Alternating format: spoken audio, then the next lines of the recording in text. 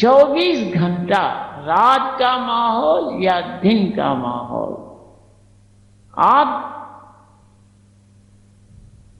آپ تنہا بیٹھ کر،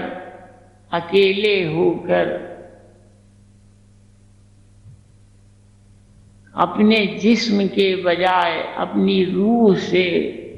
مخاطب ہو سکیں، اپنی روح سے مخاطب ہو،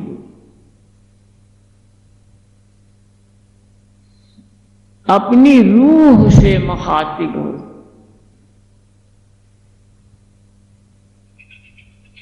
چناقہت سالے شد اندر دمشق، یاراں فراموش کردند عشق۔ اکال ایسا پڑا، حضرت شیخ سعدی فرما رہے ہیں کہ ایک اکال ایسا پڑا دمشق کے اندر کہ دوستوں نے عشق فراموش کر دیا، عشق کو بھولوایا۔ چھوٹی سی بات ہے، 2 مصروں میں حضرت شیخ سعدی نے فرمائی، صوفی بزرگ۔ تہذیب کا ختم ہو جانا، باطنی تہذیب کا ختم ہو جانا، اکال کیوں؟ ان گھروندوں میں پھنس کر اس بات کو بھول جانا، اکال آ جانا کہ ان دنیا کے دمشق ایک جگہ ہے خاص، اس طرح اشارہ بھی فرما رہے ہیں۔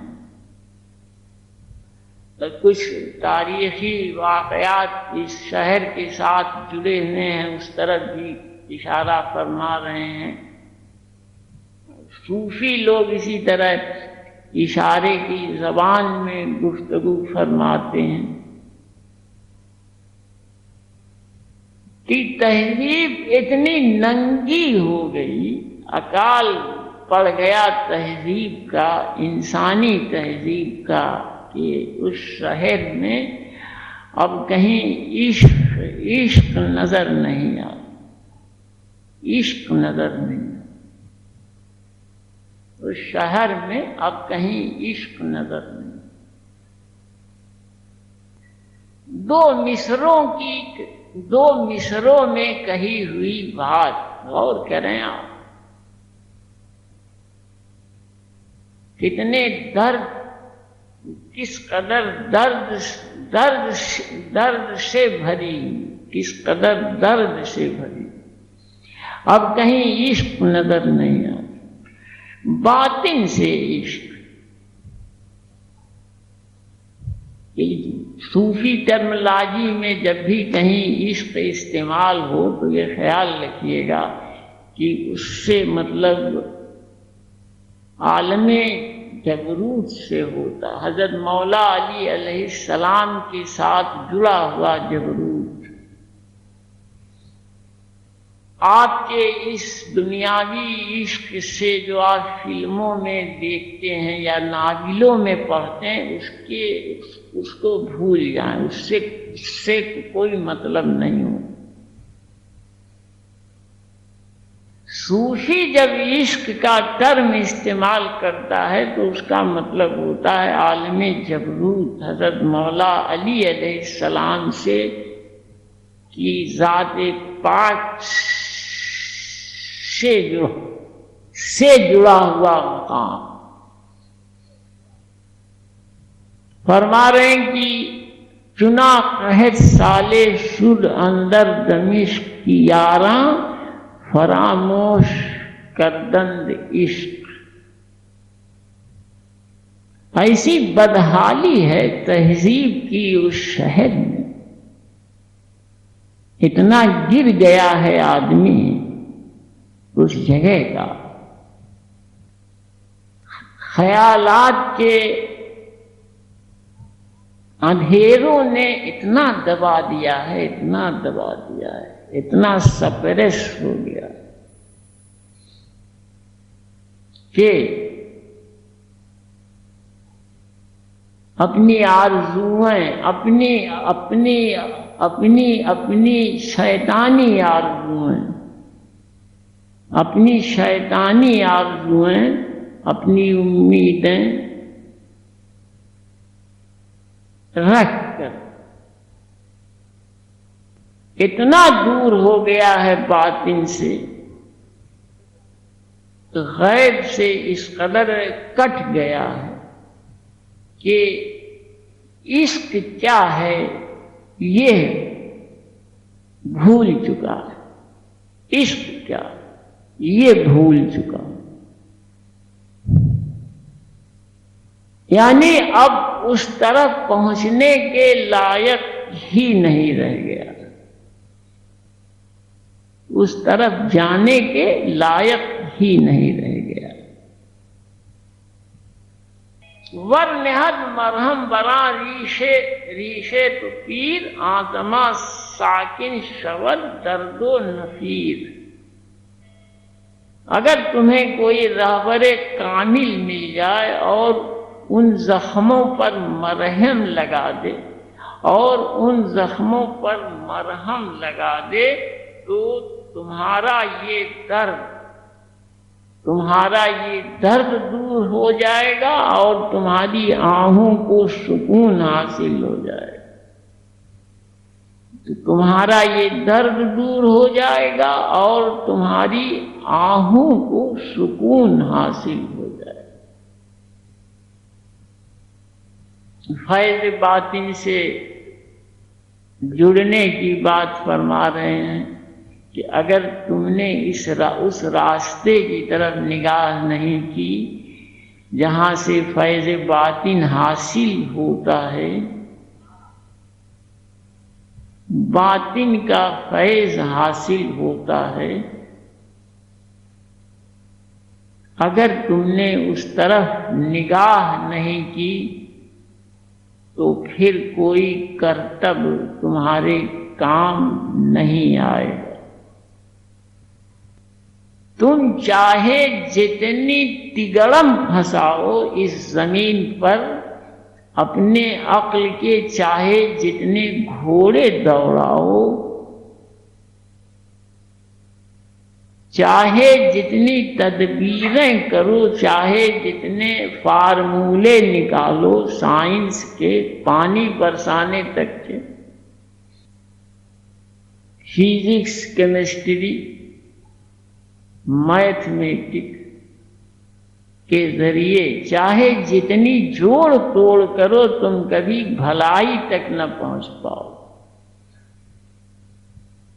اگر تم نے باطن کی طرف نہیں دیکھا تو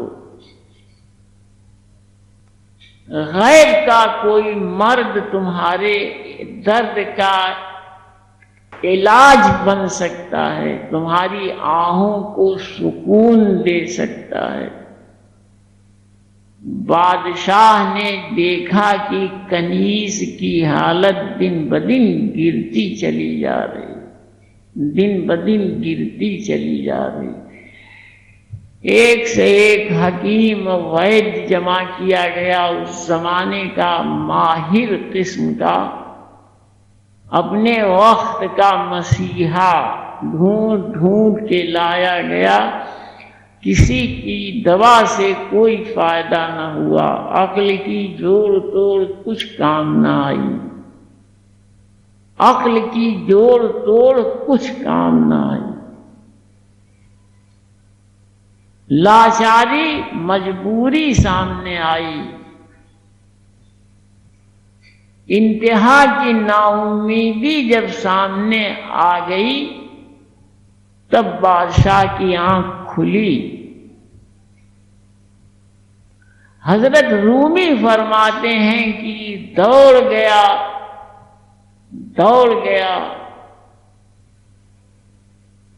باطن کی طرف، دوڑ گیا باطن کی طرف، دوڑ گیا باطن کی طرف۔ عشق رکھتا تھا اس لیے اسے دھیان آ گیا، اور اگر عشق نہ رکھتا ہوتا تو اسے دھیان نہ آتا۔ جس جگہ اسے یاد کرنے کے لیے بیٹھتا تھا، وہاں بیٹھ گیا، بیٹھنے کے بعد بیٹھ جانے کے بعد سر سجدے میں رکھا، رویا، گر گرایا کہ مجھ سے بھول ہوئی۔ غور سے سنیے گا، مجھے پہلے آپ کے دربار کی طرف آنا چاہیے،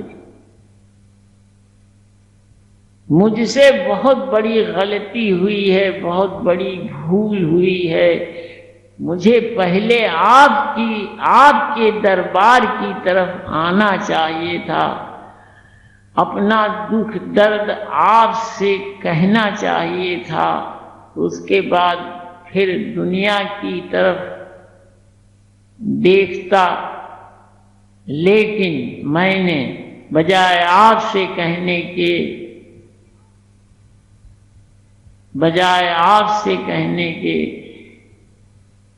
دنیا کی طرف دیکھا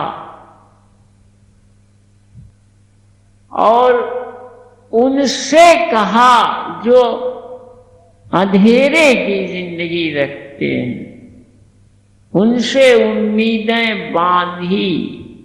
جو تاریکی میں رہتے ہیں، جو بدبو میں پھنسے ہوئے ہیں، ان حکیموں کو ڈھونڈا، ان مسیحائی کا دعویٰ کرنے والوں کو بلایا، اور نتیجے میں کچھ ہاتھ نہ آیا، تو اب یہ سمجھ میں آیا کہ مجھ سے بھول ہوئی۔ مرہم رکھنے کی بات فرما رہے ہیں کہ گھاؤ ہو چکا ہے، گھاؤ ہو چکا ہے لیکن لوٹ آیا ہے، پھر گھاؤ ہو چکا، انتہا کو بڑھ چکا، لیکن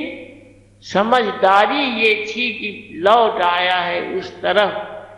جس طرف پہلے ہی لوٹ آنا چاہیے۔ بہت رویا بادشاہ، سجدے میں سر رکھے ہوئے ہے، بہت رویا، فنا کی گہرائیوں سے نکل آیا، فنا کی گہرائیوں سے نکل آیا، یعنی اپنا وجود بھول گیا کہ میں بادشاہ ہوں کہ نوکر ہوں کہ سپاہی ہوں کہ چور ہوں، فنا میں ڈوب گیا، فنا میں ڈوب گیا، بھول کر یہ سب کچھ فنا کی طرف پہنچ گیا، اپنی حیثیت بھولا، دوڑا تھا جب عرض کرنے کے لیے، جب دوڑا تھا، جب دوڑ گیا تھا تو اپنی حیثیت بھلوا دی تھی کہ میں بادشاہ ہوں، میں حکومت رکھتا ہوں، میں بہتر ہوں، میرے ساتھ جاہو حشمت جڑا ہوا ہے،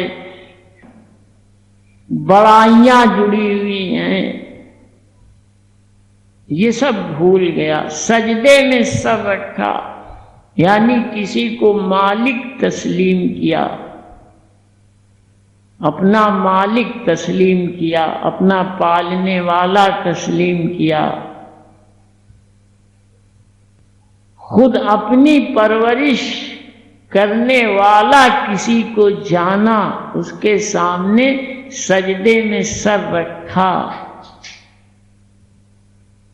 فرما رہے ہیں کہ فنا کی حالت کو پہنچا، اپنے کو بھول کر، اپنی حیثیتوں کو بھول کر فنا کی حالت میں پہنچ گیا۔ فنا کس طرح لگتی ہے، اس بات کو دھیان میں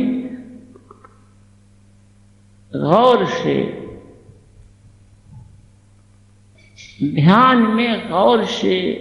محفوظ رکھنے کی بات، محفوظ رکھنے کی بات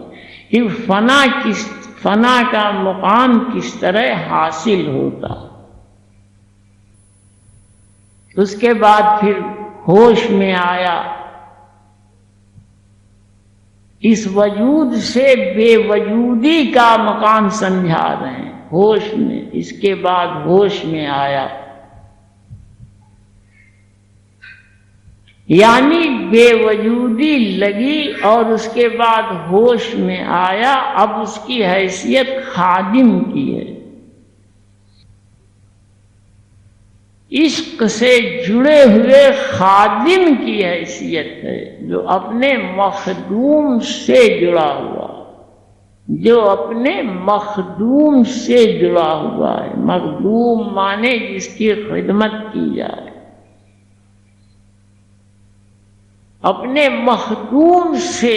اب جڑا ہوا ہے۔ اس کے پہلے بادشاہ تھا، اس کے پہلے صاحب حکومت تھا، اس کے پہلے حکم دیتا تھا،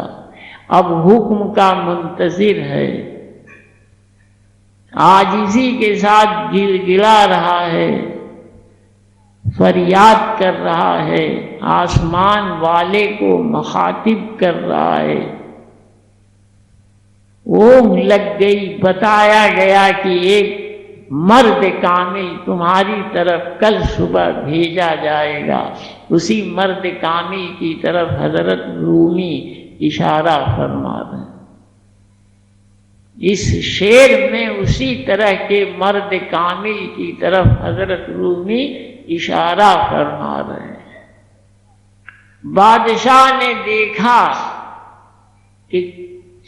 کوئی آنے والا آیا اور اس نے آ کے کہا کہ کل سویرے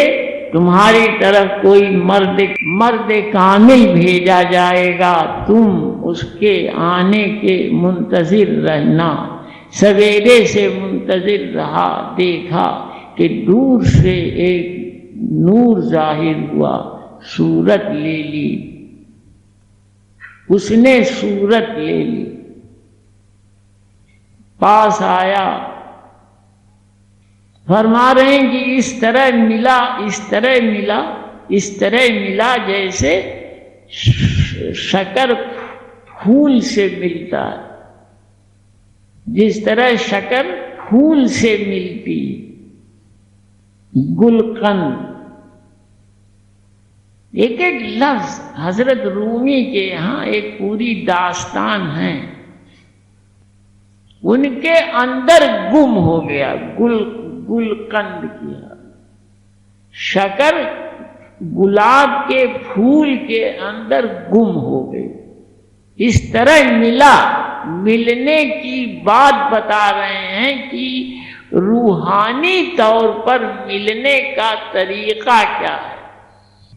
باطن کی راہ میں ملنے کا طریقہ اور سلیقہ کیا ہے۔ وہ بزرگ نہایت شفقت سے پیش آئے، نہایت محبت سے پیش آئے، فرماتے ہیں اسی جگہ پہ کہ ایسا لگتا تھا کہ جیسے دونوں روحیں سلی ہوئی ہیں، غیب سے سلی ہوئی آئی ہیں آپس میں غیب سے۔ میں شاید بھول جاؤں، ہاں، بے سیے آپس میں سلی ہوئی، اس طرح کے جڑنے کی بات بتا رہے ہیں کہ جب تک اس طرح سے نہیں جڑو گے تب تک غیبی روح کوئی تم سے مخاطب نہیں ہو، باطنی طور پر باطن سے مخاطب نہیں ہوگی، چاہے ظاہر سے مخاطب ہو جائے بات الگ، باطن کی نگاہ سے نہیں مخاطب ہو، باطن کی نگاہ سے اسی وقت مخاطب ہوگی جب باطن سے ملنے کا سلیقہ جان جاؤ گے، اس کا طریقہ جان جاؤ گے۔ وہ بزرگ تشریف لائے، اس کنیز پہ نگاہ ڈالی، اس کے دوا علاج کی فکر فرمائی اور تھوڑے دنوں میں وہ تندرست ہو گئی، زندگی لوٹ آئی۔ جو جسم سوکھ گیا تھا اس میں دوبارہ زندگی دوڑنے لگی. سوکھے کو ہرا کر دینا اور ہرے کو سکھا دینا یہ اس کی قدرت کے ہاتھ میں. اس قدرت کے ہاتھ میں جس کے یہاں کوئی چیز ناممکن نہیں، جسے کچھ بھی کر دینے میں کوئی دشواری نہیں ہے، جہاں ہر امپاسبل دنیا کے ڈکشنری کا پاسبل ہے، لیکن وہ طریقہ جان جائے، وہ سلیقہ جان جائے، وہ تہذیب اوڑھ لے بچھا لے جس کے ذریعے اس جگہ تک آدمی پہنچتا ہے، اس جگہ تک آدمی پہنچتا ہے. فرما رہے ہیں کہ اگر تمہیں رہبر طریقت مل جائے تو یہ زخم بھر جائیں گے اور تمہاری آہوں کو سکون آ جائے. اسی جگہ پہ ہم آج کی بات ختم کرتے. کل وہ شعر ہوا تھا، مکھیاں خیالات اور امیدیں اور زخم جو اس زمین پہ لگتا ہے طرح طرح کے حادثات اور واقعات کے ذریعے. فرما رہے ہیں کہ تیرے احوال کی تاریکی تیرے زخم ہیں. تیرے احوال حال کا بہووچن ہے، حال کا بہووچن ہے احوال. تیرے احوال کی تاریکی تیرا زخم ہے. اگر تیرے اس زخم پر پیر مرہم لگا دے، اگر تیرے اس زخم پر پیر مرہم لگا دے تو تیرا یہ درد اور تیری ان آہوں کو سکون حاصل ہو جائے گا. اس کے بعد والے شعر میں فرما رہے ہیں کہ ہرگز نہ سمجھ لینا کہ صحت حاصل ہو گئی. ابھی مرہم کا سایہ اس پہ پڑا، ابھی مرہم کا سایہ اس پر پڑا، ابھی مرہم کا سایہ اس پر پڑا. اس کے بعد والے شعر میں اسی